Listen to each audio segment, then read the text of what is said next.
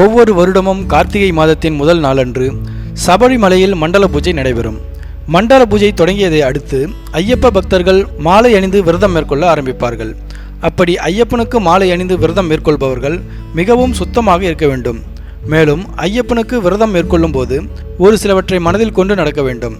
ஒரு மண்டலத்திற்கு விரதம் மேற்கொள்ளும் ஐயப்ப பக்தர்கள் எப்போதும் மனதை அமைதியாக வைத்து ஐயப்பனையே நினைத்து சரணம் சொல்லி வழிபட வேண்டும். இப்போது நாம் சபரிமலைக்கு மாலை போட்டுள்ள ஐயப்ப பக்தர்கள் பின்பற்ற வேண்டியவைகள் பற்றி தெரிந்து கொள்வோம்.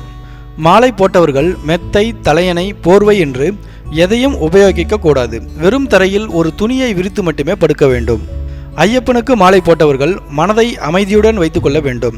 இக்காலத்தில் கோபம் மற்றும் மற்றவர்களின் மனம் புண்படும்படியான வார்த்தைகளை பயன்படுத்தி பேசக்கூடாது. சாந்தமுடன் இருக்க வேண்டியது மிக அவசியம்.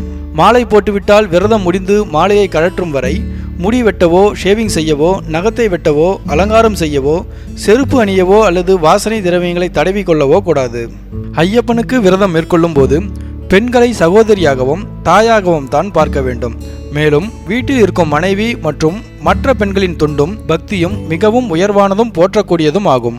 ஒருவேளை கழுத்தில் அணிந்திருந்த மாலை அருந்துவிட்டால் அதை சரி செய்து மீண்டும் அணிந்து கொள்ளலாம். இதனால் எந்த ஒரு தவறும் இல்லை. மனம் வருந்த வேண்டிய அவசியமும் இல்லை. வீட்டில் இருக்கும் பெண்களுக்கு மாதவிடாய் சுழற்சி என்றால் அவர்களை காண்பதை தவிர்ப்பதோடு வசதி இருந்தால் அவர்களை தனி அறையில் இருக்குமாறு கோரலாம். இல்லாவிட்டால் மாலை அணிந்திருப்பவர்கள் வெளியிடங்களில் தங்கிக் கொள்வது நல்லது. எப்போதும் மாலை போடும் தருணத்தில் அச்சமோ, சந்தேகமோ, குற்ற உணர்ச்சியோ இருக்கக்கூடாது. ஒருவேளை மனதில் ஏதேனும் குழப்பமோ அல்லது மனம் ஏதேனும் சஞ்சலத்துடன் இருந்தால் மாலை போடுவதை தள்ளி போடுவது நல்லது. இருமுடி கட்டும் நிகழ்ச்சியை மற்ற இடங்களில் வைப்பதற்கு பதிலாக வீட்டிலேயே நடத்துவது நல்லது. இதனால் வீடு மங்களகரமாகவும் தீய சக்திகள் அகன்றும் இருக்கும். மாலை போட்ட பின் மது, புகை, அசைவ உணவுகள் போன்றவற்றை அறவே தவிர்க்க வேண்டும்.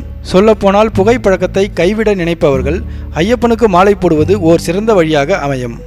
உங்கள் குருசாமி சபரிமலை சுவாமி ஐயப்பனுக்கு இணையானவர். எனவே அவருக்கு பணிவிடை செய்து ஐயப்பனின் அருளை பெறுங்கள். எதிர்பாராமல் உங்கள் குடும்பத்தில் பிறப்பு அல்லது இறப்பு நிகழ்ந்தால் நீங்கள் அணிந்துள்ள மாலையை சுவாமி ஐயப்பன் முன் வைத்து விடுங்கள். மேலும் ஒரு வருடம் கழித்து நீங்கள் உங்கள் யாத்திரையை தொடங்கலாம். ஐயப்பனுக்கு மாலை போட்டுவிட்டால் தலைக்கு எண்ணெய் வைக்கவோ அல்லது எண்ணெய் குளியலோ மேற்கொள்ளக்கூடாது. ஐயப்ப பக்தர்கள் பகல் நேரத்தில் தூங்கக்கூடாது. ஒருவேளை தூங்கினால் மீண்டும் குளித்த பின்னரே எந்த ஒரு செயலையும் மேற்கொள்ள வேண்டும். ஐயப்ப பக்தர்கள் வீட்டை தவிர கடைகளிலோ அல்லது வெளி இடங்களிலோ எங்கும் உண்ணக்கூடாது.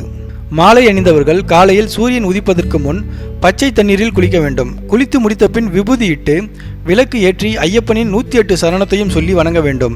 இதேபோல் மாலையில் சூரிய அஸ்தமனத்திற்கு பின் குளித்து காலையில் செய்ததைப் போலவே செய்ய வேண்டும்.